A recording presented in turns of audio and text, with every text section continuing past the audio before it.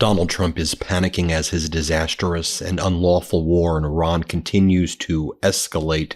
Donald Trump is now preparing to deploy elements of the 82nd Airborne Division into the Middle East. Now, this follows Donald Trump deploying the USS Boxer Amphibious Ready Group and 2,500 Marines from the 11th Marine Expeditionary Unit as well. So we have the USS Boxer, the USS Portland, the USS Comstock departing San Diego in the past 48 hours. Add to that a Marine Expeditionary Unit aboard the USS Tripoli carrying about 2,500 troops from Japan expected to arrive in the Persian Gulf region by late March. Then the other ships are expected to get there late April. And so, folks, things are escalating. We were reporting earlier yesterday how Donald Trump and his military generals and admirals are apparently planning a ground invasion of Karg Island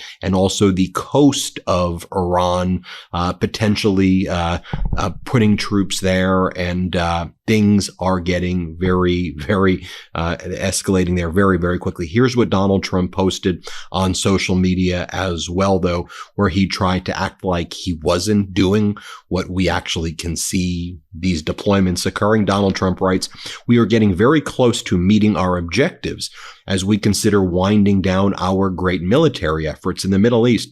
With respect to the terrorist regime of Iran, 1, completely degrading Iranian missile capability launchers and everything else pertaining to them. 2, destroying Iran's defense industrial base. 3, eliminating their Navy and Air Force, including anti-aircraft weaponry. 4, never allowing Iran to get even close to nuclear capability and always being in a position where the USA can quickly and powerfully react to such a situation should it take place. 5, protecting at the highest level our Middle Eastern allies, including Israel, Saudi Arabia, Qatar, and the United Arab Emirates, Bahrain, Kuwait, and others. The Hormuz Strait will have to be guarded and policed as necessary by other nations who use it.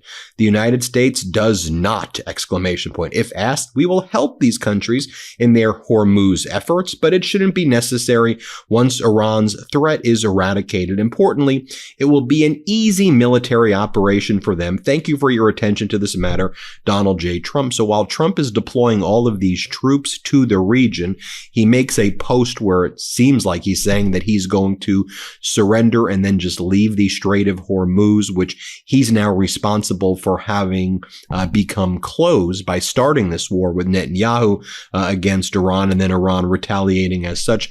We'll just leave it to everybody else to deal with.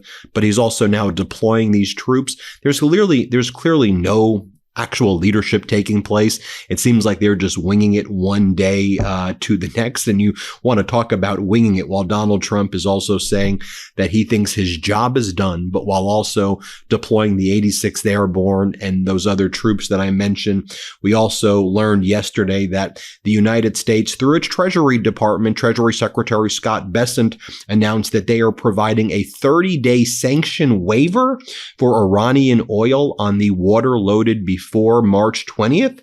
So as Gregory Brew explains, so while the U.S. is trying to bomb Iran into submission or decimate them, as Donald Trump says, it is now permitting nations to buy Iranian oil for the first time since 2019. But it gets even worse than that, because if you read the waiver, as Gregory Brew explains, the waiver actually permits Iranian oil to be brought into the U.S. for the first time since the 1990s. It gives access to Iranian oil into the United States while the U.S. is at war with Iran after the U.S. lifted oil sanctions against Russia. This was one of Iran's big objectives, to be able to get the sanctions removed. Think about it. They've closed the Strait of Hormuz. The sanctions are removed against their own oil. The sanctions are removed against Russia's oil. Russia's making a killing, literally and figuratively, right now. They're making so much damn money selling their oil. And then they've also got the benefit of Donald Trump attacking NATO all day. Donald Trump was making social media posts yesterday saying NATO is a paper tiger. He called NATO members cowards with an exclamation point because they didn't want to go into the Strait of Hormuz after Donald Trump launched this unlawful and unconstitutional war, while Donald Trump is now purportedly building up the military presence in that region. Gregory Brew also makes a great point here I want to share with you. So the Marine force that I just mentioned earlier in this video that's being sent to potentially occupy parts of Iran, a country of 90 million people, is approximately the same size of the force used to invade the island of Grenada in 1983. The island of Qashem, which lies along the north end of the Strait of Hormuz, has a population of 150 to 180,000. The city of Bandar Abbas on the coast has 500,000 people. Karg Island has approximately 8,000 people.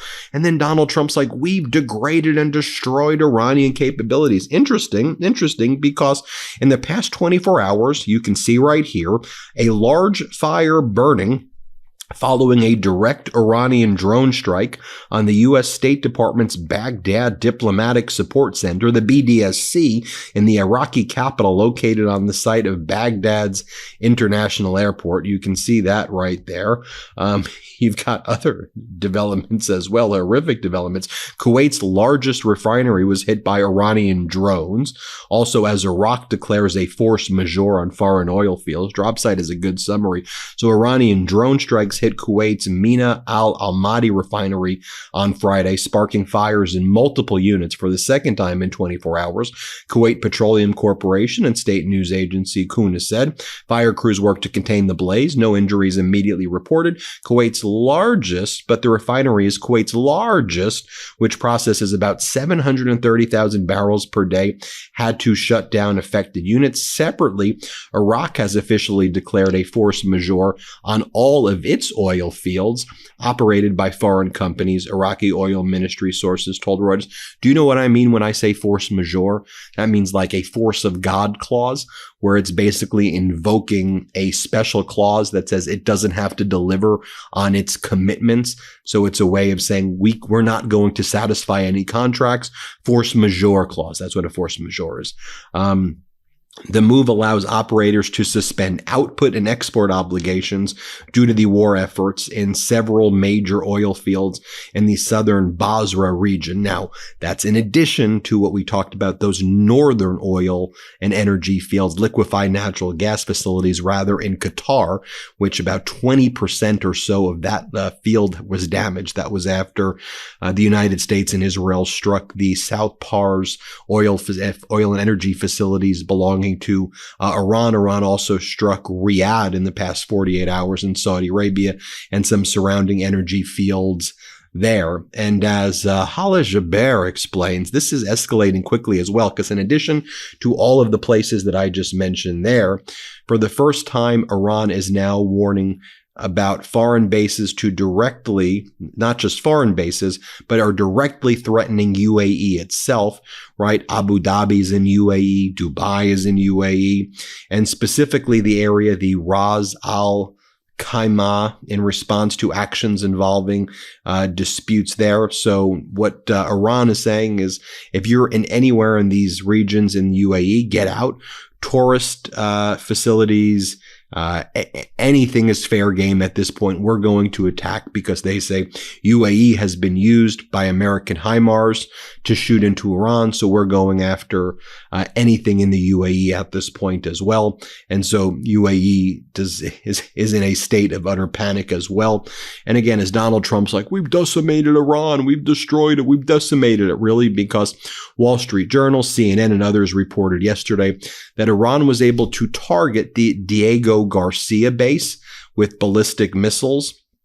That's in the Indian Ocean. So according to the Wall Street Journal, citing multiple U.S. officials, Iran targeted the joint U.S.-UK base at Diego Garcia in the Indian Ocean with two intermediate-range ballistic missiles, the IRBMs. According to the report, one missile failed in flight, whilst the other was engaged by a U.S. destroyer utilizing an SM-3 interceptor, but a successful interception was not confirmed. None of the missiles hit the base, fortunately. But this is notable, as Iranian long-range precision fires have not previously been publicly assessed as having a range to hit such a target as Diego Garcia, as the base is some 4,000 kilometers from Iran proper. As Benham Ben Talbu explains, Iran's operational IRBM launch against Diego Garcia means more defanging. That term needs to be done against the Iranian missile threat. The regime still has new capabilities up its sleeve. The timeline to ICBM capability shrunk. Iran officially attacked a UK territory overseas. And again, one of the things as this one account, as the open source intelligence technical account explains, the bigger story here, the implied range of an Iranian IRBM from a launch box in central Iran with a range of 4,500 kilometers distance to Diego Garcia. Theoretically, this could also target sites in Central Europe, and that was an important message that Iran wanted to send. Its Foreign Minister Araghchi posted this message: vast majority of British people do not want any part in the Israel-US war of choice on Iran. Ignoring his own people, Keir Starmer is putting British lives in danger by allowing UK bases to be used for aggression against Iran. Iran will exercise its right to self-defense. So, putting the people of the UK on notice as well. I mean, you see how utterly weak and pathetic Donald Trump looked yesterday when he held that press conference on the White House lawn. I did a whole video of his meltdown, so I'm not going to do a whole shtick where I show you all the clips again, because I showed you those clips yesterday. But here Donald Trump's like him, remember during COVID, Donald Trump was like a miracle, COVID's all going to go away. It's all going to magically disappear.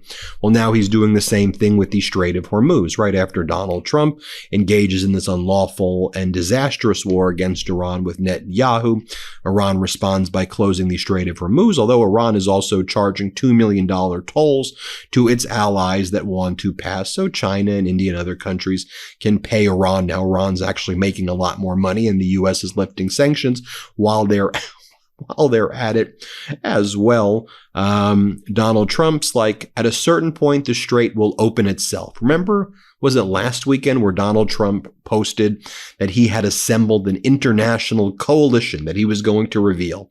And all these countries agreed that they would be joining Donald Trump's coalition. And he said, I'm not going to leak the names yet because I want to keep it a surprise. Right. And now it's like NATO's a paper tiger and the strait will open itself. Watch what Donald Trump said yesterday. Play this clip. It's a simple military maneuver. It's relatively safe, but you need a lot of help in the sense of you need ships, you need volume. And NATO could help us, but they so far haven't had the courage to do so. And others could help us. But, we don't use it. At a certain point, it'll open itself. At a certain point. But we've defeated the enemy, and they are an enemy. They're a sick group of people. The leadership is gone. The Navy is gone. The Air Force is gone. The anti-aircraft equipment that they have, the radar they have, is all gone. Everything's gone. The strait itself, the actual strait, how are you? The strait itself is, we're doing a good job. But it would be nice if the countries, including China, if the countries that use it, China uses it 90% of their energy. Japan is 95% of the energy. It would be nice if those countries would get involved. And then a reporter says, so do you have a plan on any of this stuff, or are you literally just winging this? And he's like, if I had a plan, why would I even tell you? Here, play this clip. Well, I may have a plan or I may not, but how would I ever say that to a reporter? If I said... Meanwhile, Donald Trump is crashing our markets. Yesterday, the markets closed the Dow at 45,000, the S&P at 6,500, the NASDAQ at 21,000. Each of those were down. NASDAQ was down about 2%. The S&P was down about 1.5%. The Dow was down about 1%. The markets have absolutely been crashing. As Adam Kobayashi explains, in a sudden turn of events, the U.S. 12-month inflation expectations have surged to 5.2%, the highest level since March 2023. In just 3 weeks, markets have gone from pricing in rate cuts to rate hikes. Around $1 trillion was wiped off the U.S. stock market yesterday alone as these major indexes dropped 1 to 2% amid escalating Mideast tensions, and those were dropping even more before this week. But Donald Trump continues to say that he believes he won, that the war is over, and that he won, but we're also sending troops, but we're also withdrawing troops, and we're also have all these allies who want to help us in the Strait of Hormuz, but also we don't want their help, and also they're not helping, and also Donald Trump and his regime are a bunch of complete idiots covering up child sex trafficking rings and getting us into endless wars while the American people can't afford anything, and while people are suffering, struggling, starving, and can't pay their rent here. So here, play this clip of Donald Trump saying, we won, we won. Here, play this clip. What did you mean by that? You said the war was militarily won in Iran. What did you mean by that? Oh, I think we've won. We've knocked out their Navy, their Air Force. We've knocked out their anti-aircraft. We've knocked out everything. We're roaming free. From a military standpoint, all they're doing is clogging up the strait. But from a military standpoint, they're finished. There you have it, folks. Let me know what you think about this all. Hit subscribe. Let's get to 7 million subscribers. Thank you all so much for watching this. Want to stay plugged in? Become a subscriber to our Substack at MeidasPlus.com. You'll get daily recaps from Ron Filipkowski, ad-free episodes of our podcast, and more exclusive content only available at MeidasPlus.com.